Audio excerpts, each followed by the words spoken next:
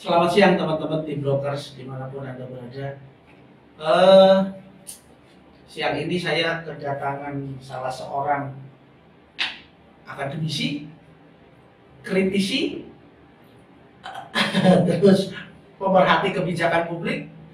Kemudian dia juga kemarin baru saja lulus untuk pergi ke Jakarta ikut fit and proper test untuk komite kebijakan komisi informasi pusat. Ini satu-satunya dari Jogja. Ini kebetulan teman lama waktu beliau ini masih sebagai komisioner ombudsman DIY. Banyak kasus yang sudah ditangani, ada Bumi Putra, ada yang Menara Sutet, gitu. Jadi ini kalau mau lihat kasus ya lihat aja wajahnya, Mas Fuad. saya sengaja Mas Fuad hadir di sini. Saya cuma mau bertanya soal ini loh, di persoalan yang baru saja mencuat dalam beberapa hari ini, itu soal sampah TPST Piungan atau tempat pembuangan sampah regional. Nah, teman-teman sekalian, sebagai pengantar bahwa kapasitas atau produksi sampah kita sehari itu 600 sampai 700 ton yang harus dibuang loh Mas, dibuang loh ke TPST Piungan, bukan dikelola. Dibuang. Sehingga akhirnya lahan yang sebesar 14,5 hektar itu yang memang seharusnya sudah overload untuk itu. Terus rame-rame warga memblokir jalan masuk, dan kemarin kelihatannya mereka, teman-teman yang di sana, sudah ketemu dengan Pak Sekda dan sudah ada penyelesaian, dan hari ini blokirnya sudah dicabut dan sampah yang sudah menggunung selama 2 hari itu aja sudah mulai dipindahkan ke sana. Nah, saya ingin bertanya pada Mas Fuad, sebetulnya permasalahan sampah kita itu permasalahan apa sih Mas Fuad? Iya. Kalau masalah sampah ini kan masalah yang klasik ya. DIY itu sendiri hampir setiap tahun itu, hampir setiap tahun selalu ada problem terkait distribusi sampah. Oh iya, hampir setiap tahun? Hampir setiap tahun. Sejak kami juga ketika menjabat dulu, permasalahan ini kan permasalahan yang jamak terjadi, selalu terjadi. Oke. Saya menganggap bahwa model penyelesaiannya mungkin yang perlu kita beri masukan. Model penyelesaian terhadap pengelolaan sampah dari hulu sampai hilir.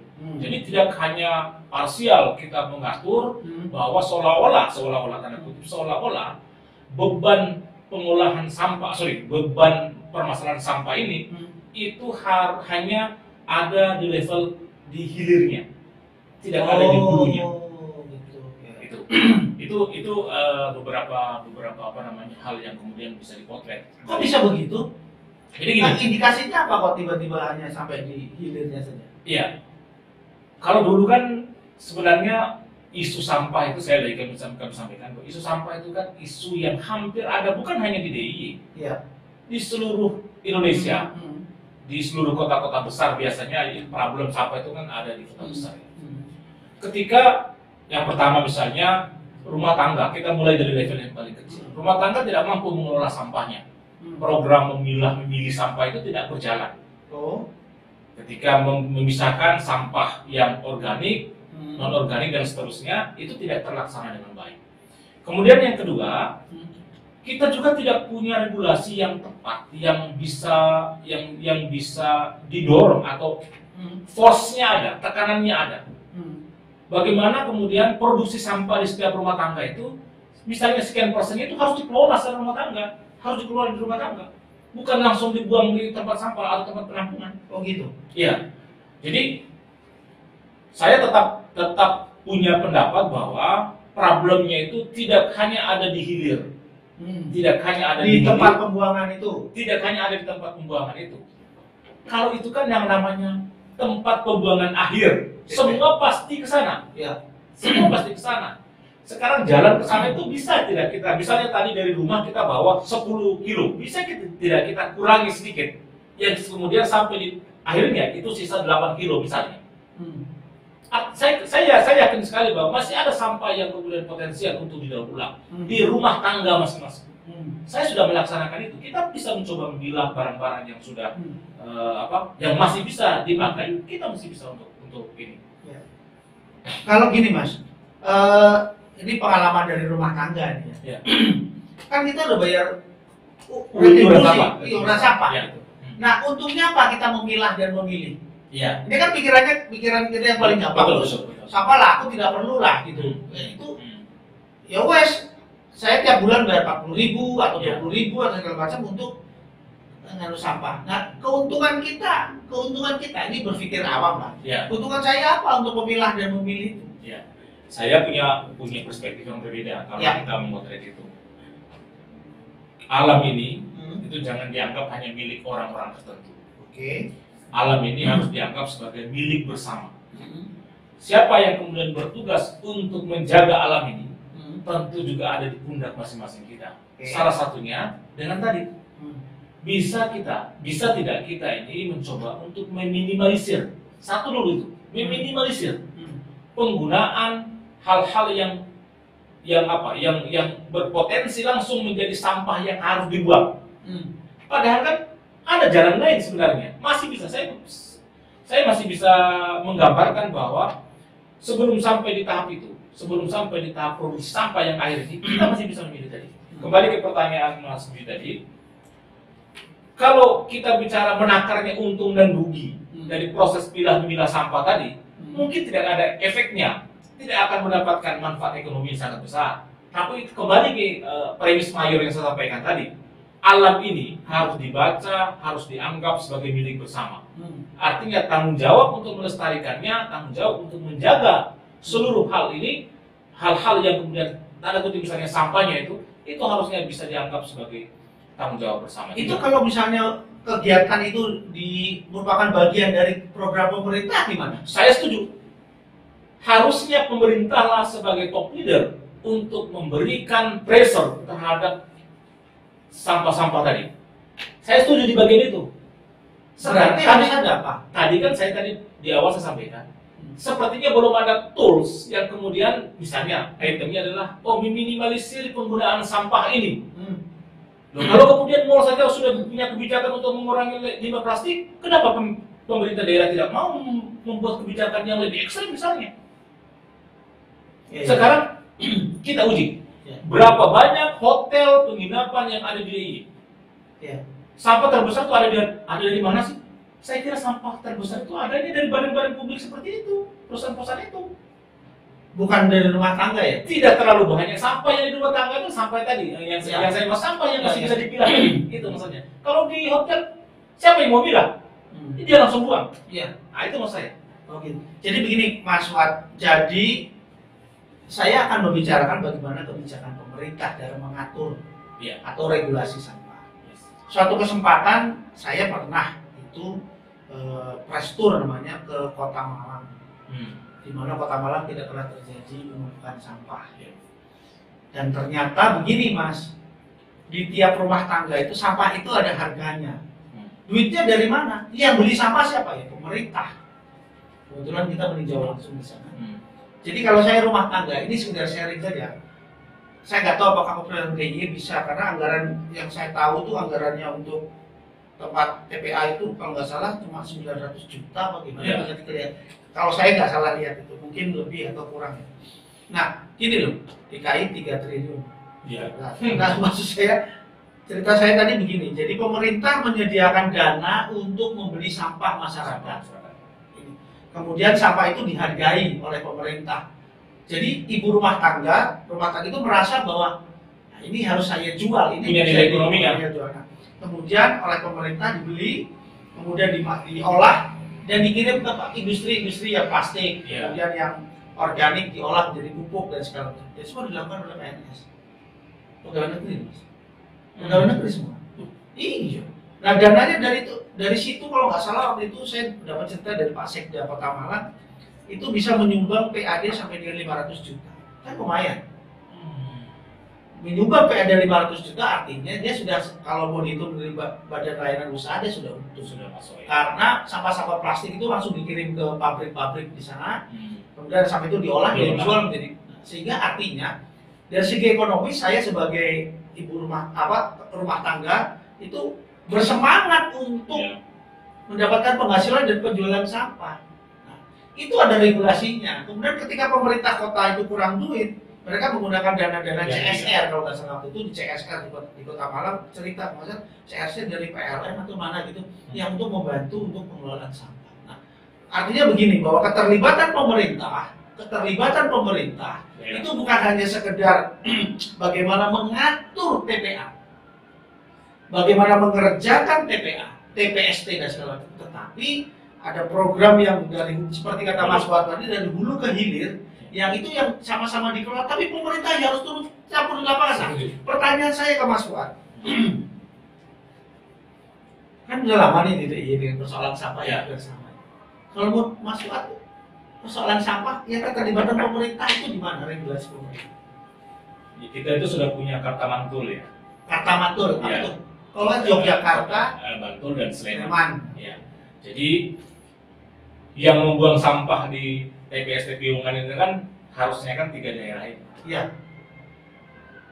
Tidak bisa 3 daerah ini untuk bersama-sama urung rembuk untuk menyelesaikan problem yang sudah jamak terjadi ini. Saya tadi tertarik. Saya memang menginventaris ya. Problem terbesar kita di DIY hari ini adalah pada bagian regulasinya. Kita belum punya tools yang kemudian itu bisa kita jadikan acuan dalam misalnya, regulasi ini harus bicara dari hulu nih, tidak bicara dari hilir. Coba lihat beberapa waktu lalu kalau nggak salah 2024 atau 2025 baru kita punya proyek atau punya tempat pengolahan sampah. Alangkah terlambatnya kalau kemudian itu kita baru membicarakan hari ini dengan melihat flashback ke belakang. Problem ini selalu terjadi. Nah, artinya itu satu, yang kita bisa checklist adalah regulasi yang harus betul-betul dituangkan, diatur sedemikian rupa untuk mengatur problem persampahan dari hulu sampai hilir. Jadi tidak hanya bicara pada hilir, tidak hanya bicara pada TPST-nya, di TPA-nya, di TPST-nya, tapi juga termasuk pengaturan dari rumah tangganya sampai ke level hilirnya. Itu yang pertama. Terus yang kedua, ada hal lain luar ini yang harus kita paham bersama. Political will, ya, kemauan politik ini yang mungkin harus bisa didudukkan secara bersama. Ada DPR yang punya fungsi untuk melakukan controlling di sana. Punya dong, dia bisa melakukan asesmen, melakukan meminta penjelasan dari DLH dalam hari ini atau stakeholder terkait lainnya mengenai problem yang jamak terjadi. Jadi checklist kedua adalah political will. Sebesar apa kemauan politik kita di DIY untuk menyelesaikan problem sampah ini dari hulu sampai hilir dan dari akar-akarnya. Malang kota kecil, betul ya? Bisa menyelesaikan itu. Anggaran dari mana? Ternyata bisa dari mana? Dari CSR bisa sudah jadi BRU, kemudian dia kekurangan dana, dia minta CSR dari BUMN atau dari yang lainnya, atau mungkin kenapa tidak bisa kita kerjasamakan dengan pihak ketiga? Jakarta? Fine, bisa. Dan itu bisa dieksekusi dengan sangat baik. Bantar Gebang tidak jadi masalah. Sudah selesai masalahnya. Sudah tidak. Terakhir kan akibat longsor itu kemudian dikelola secara profesional jadinya. Nah, saya berharap tentu ini menjadi PR kita bersama. Stakeholder kita harus didorong, pemerintah daerah harus kita dorong, kita push secara terus-menerus untuk apa? Untuk bisa menyelesaikan problem sampah. Karena percaya nggak percaya, saya kira ke depan produksi sampah kita akan semakin banyak. Karena jumlah penduduk semakin banyak. Hotel bertambah. Apalagi besok musim kampanye banyak. Itu akan sangat. Mungkin akhir tahun ada banyak yang pasang-pasang. Nah itu. Itu sampah visual itu. Sampah visual. Tapi ada juga yang lain juga. Saya kan Mas Fuad, kebetulan Mas Fuad sini saya kan berbincang soal. Saya sebetulnya sudah tidak begitu tertarik dengan penyelesaian persoalan model pemadam kebakaran. Kayak yang kemarin. Nah, jadi begini, sampah itu sebetulnya merupakan begini Mas ya, pentingnya regulasi pemerintah di dalam mensupport pengelolaan sampah. Contoh ada bank sampah di Jogja ada banyak loh. Ada banyak. Tapi kenapa dia tidak mampu? Satu pertanyaan saya itu. Kemarin saya sedikit berbincang dengan beberapa teman di bank sampah. Kemampuan penyerapannya berapa persen? Ya, betul. Dan mereka merasa siapa yang mensupport kita ini? Nah, kalau menurut saya peran pemerintah di sini seperti apa? Siapa? Modal. Kemudian pemerintah juga ada komunitas-komunitas pemerhati yang mampu menciptakan teknologi sederhana untuk mengolah sampah di masing-masing lingkungannya. Nah, apakah kebijakan-kebijakan itu, misalnya, satu kelurahan ada satu mesin untuk pengolahan sampah di antara mereka, sampah yang mungkin misalnya terserah mau diapain, di samping ada kayak tadi pembelian berbagai hal segala macam itu dari sampah-sampah itu. Kemudian sebetulnya alat itu bisa dibuat. Jadi tahu kok orang-orang kok berapa aja bikinnya itu sekitar 150 jutaan atau berapa? 200 juta. Tapi itu kan model pengolahan sampah untuk lingkungan kecil. Apakah ini mungkin dalam regulasi itu? Kenapa Jogja tidak melakukan itu gitu loh? Mungkin pembayaran sampah saya yang tiap hari, tiap bulan itu bisa nggak untuk pengelolaan itu? Saya akan bertanya dari segi regulasi ya, karena Mas Fuad kan lebih banyak di ombudsman saat itu. Nah, kenapa ini tidak dilakukan oleh pemerintah? Tadi kata kuncinya political will yang pertama saya kira itu. Kalau masalah anggaran, masalah biaya, saya kira kita ini bisa. Kalau era sekarang ini memang era yang terbuka, era yang inklusif, dan kita bisa berkolaborasi dengan pihak lain. Kita bisa kerjasama dengan pihak ketiga. Termasuk tadi, saya tertarik. Kebetulan di sekitar tempat saya juga ada yang mengelola, tapi skalanya kan masih sangat kecil ya. Ini sebenarnya bisa dimulai. Sebenarnya itu tadi, mungkin tingkat RT dulu. Bisa. Kalau memang produksi sampah di situ memang hanya bisa ditangani dengan alat yang sangat sederhana, sekalipun itu, ya sudah, itu bisa difungsikan. Misalnya, ini sudah tidak bisa, harus dieksekusi di level kelurahan atau ke kecamatan misalnya. Yaitu kita berarti akan mengumpulkan di sana, kemudian distribusi sampah di sana, tapi pengolahannya apakah pemerintah mau memberikan perhatian atau tidak?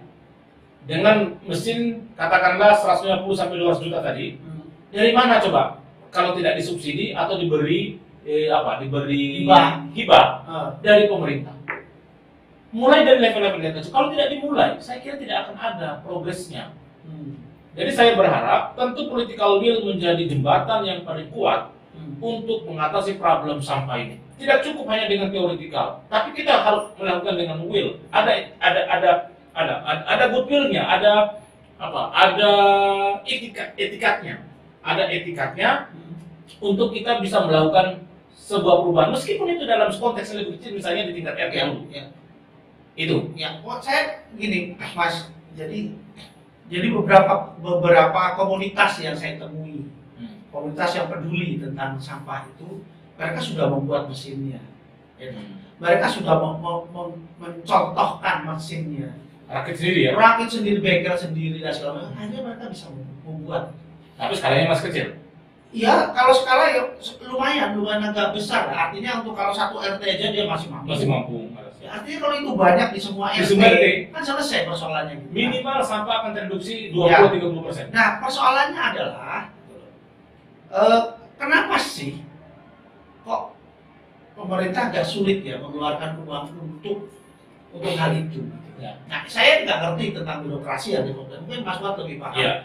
Kemudian kalau DPR, ketika teman-teman DPR mengatakan, oh iya kita akan bantu, tapi bantu yang benar gimana? Pernah salah satu anggota DPR pusat tuh Mas, datang ke Jogja. Saya tidak sebutkan fraksinya ya, dia datang ke sini, kemudian dia melihat kita dicontohkan oleh komunitas itu tentang mesinnya. Tetapi hanya berhenti di tengah jalan, karena apa? Karena itu tadi, nggak ada uang, tidak ada dana yang mampu untuk meneruskan program ini, Mas. Jadi bukan hanya ngomong soal mesinnya ada, lu beli mesin, tapi adakah program yang bisa dibuat pemerintah untuk pengelolaan sampah secara dalam skop yang kecil? Kenapa itu nggak ada, Mas? Pertanyaan saya ke Mas Fuad sebagai pengamat kebijakan dulu, kenapa gitu? Sebetulnya ada tingkat kabupaten saja. Kabupaten berapa punya kecamatan? Kan begitu. Gitu. Nanti dananya akan dibuat untuk pengelolaan sampah secara kecil-kecil itu. Pertanyaan saya adalah, pemerintah itu sebetulnya mau atau tidak mau? Lagi-lagi problemnya kan sama, sudah kita identifikasi kan. Ini lebih kepada goodwill, political will yang kemudian fish-nya dengan goodwill. Kalau sudah ada kemauan politik, eksekutif dan legislatif ini kan lembaga politik juga. Legislatif ini kan lembaga politik. Dia bisa menggunakan power authority-nya, kewenangan politiknya untuk melakukan apa? Misalnya memberikan input masukan dalam penganggaran misalnya. Kenapa tidak bisa dilakukan?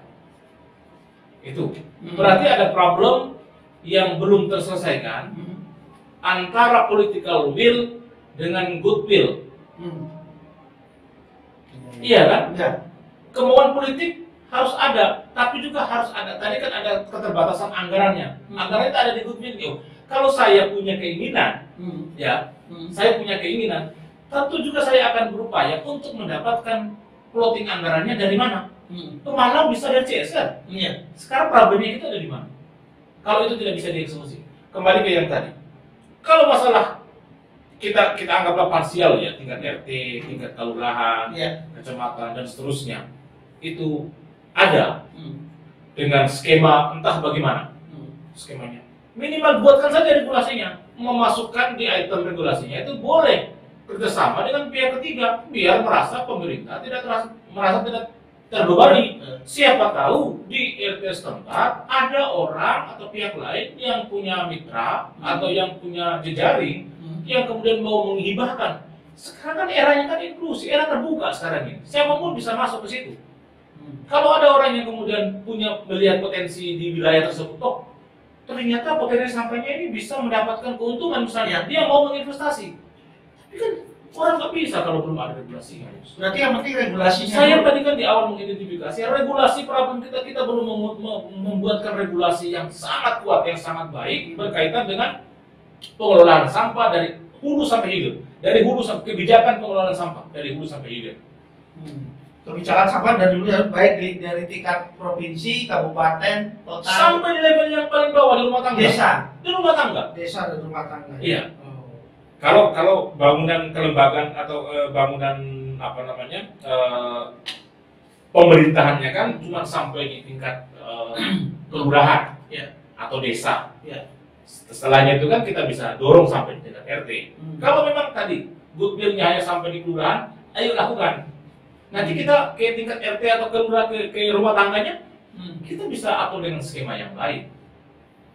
Ya beberapa kali saya bertemu dengan teman-teman yang memiliki kapasitas dan kepedulian tentang sampah itu, mereka berkeluh karena tidak punya dana dan tidak disupport dana dalam konsep pengelolaan sampah yang ada di sekitar di lingkungan. Gitu. Saya ngerti apakah dari pemerintah kabupaten atau kalau dalam pembicaraannya teman-teman orang-orang di bicara, oh iya nanti kita akan, tapi pada realisasinya karena mereka merasa bahwa ketika TPST Piungan itu sudah dibuat rancangan programnya, kan itu kan salah satu proyek nasional, strategis prioritas nasional. TPST Piungan kalau nggak salah. Waktu itu sudah sampai ke tingkat nasional.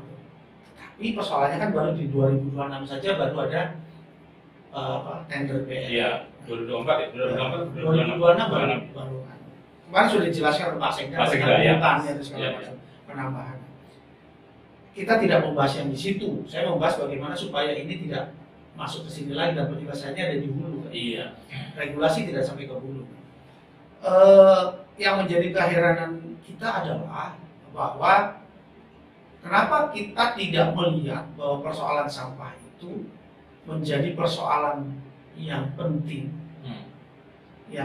sehingga saya tidak tahu apakah ada ketakutan untuk dimanipulasi program sampah itu. Itu loh.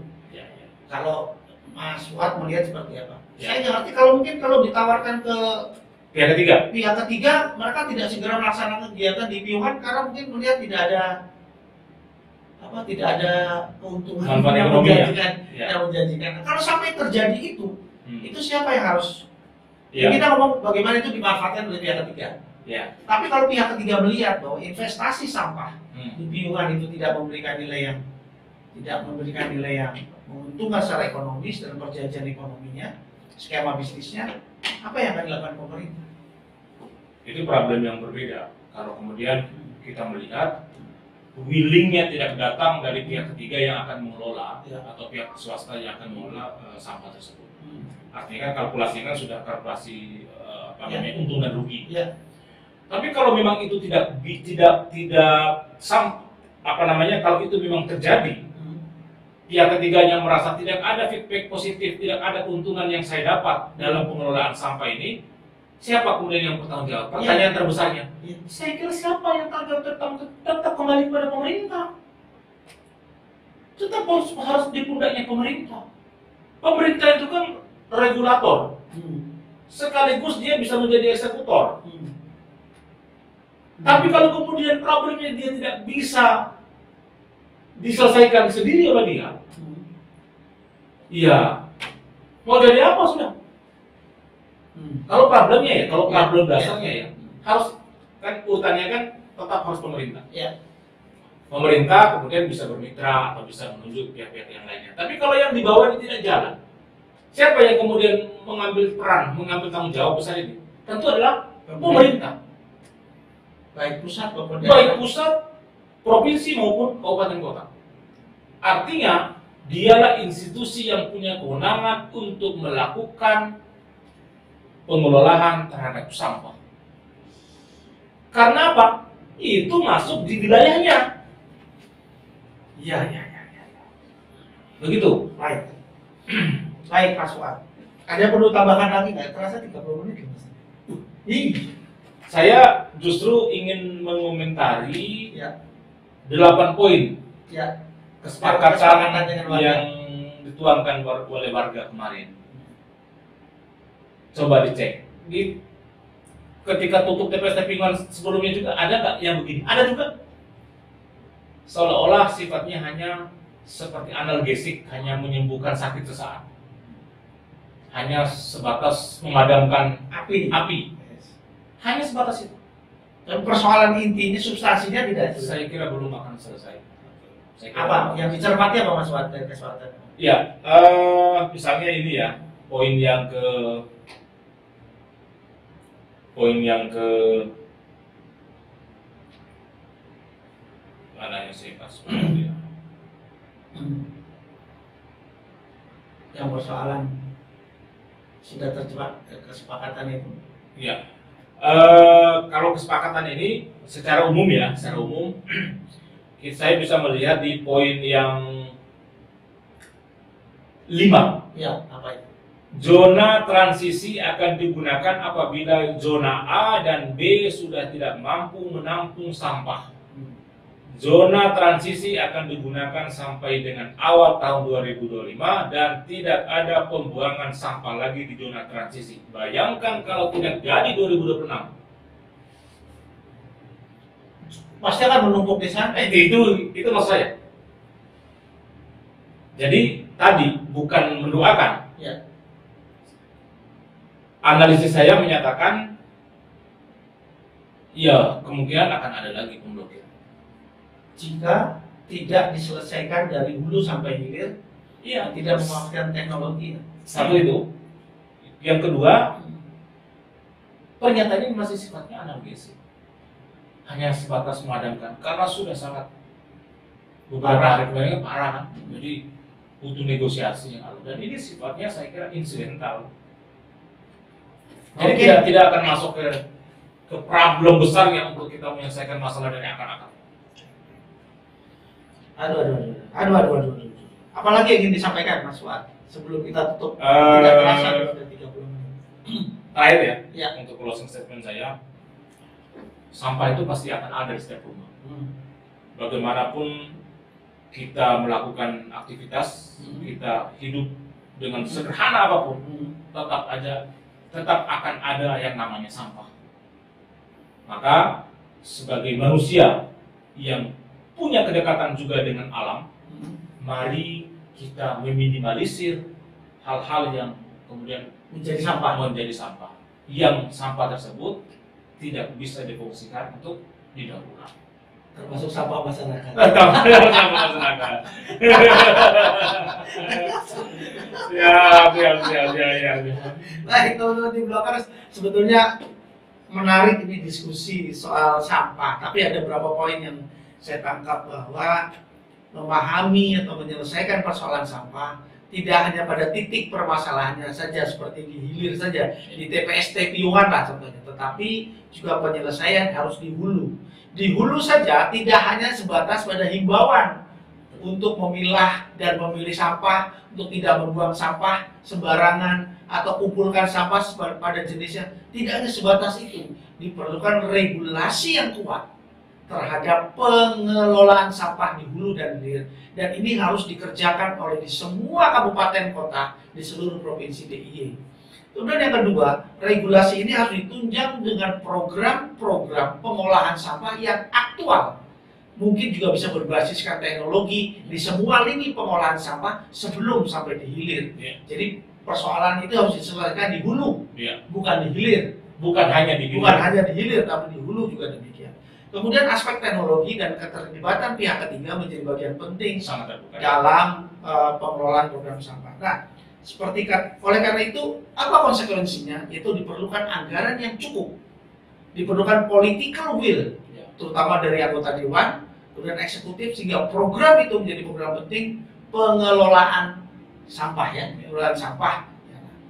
Pada semua teman-teman yang aktif di pengelolaan sampah yang ada seperti bank sampah dan koperasi-koperasi sampah, itu juga harus didukung program-programnya agar mereka bisa bergerak lebih luas, lebih cepat dan lebih besar dalam mengolah, dan ini yang meminimalisir persoalan sampah di tempat pembuangan akhir. Kemudian kalau kita di Yogyakarta masih menunggu 2026 ada transisi. Tempat pembuangan transisi itu juga kan menjadi sangat terbatas, kalau nggak salah cuma 2,5 hektar misalnya ya. Nah, itu juga kapasitas itu menjadi sangat terbatas apabila kalau kita lihat 600 sampai 700 ton per hari sampah itu harus dibuang ke sana. Kita bisa lihat berapa lama dia pasti segera akan membunuh. Saya pikir itu memang ini harus mendapat perhatian lebih dari pihak eksekutif dan legislatif terhadap pengolahan sampah. Kalau tidak, persoalan ini klasik dan akan terus menerus dan berulang. Karena kita hidup menghasilkan sampah, rumah tangga menghasilkan sampah, masyarakat juga menghasilkan sampah.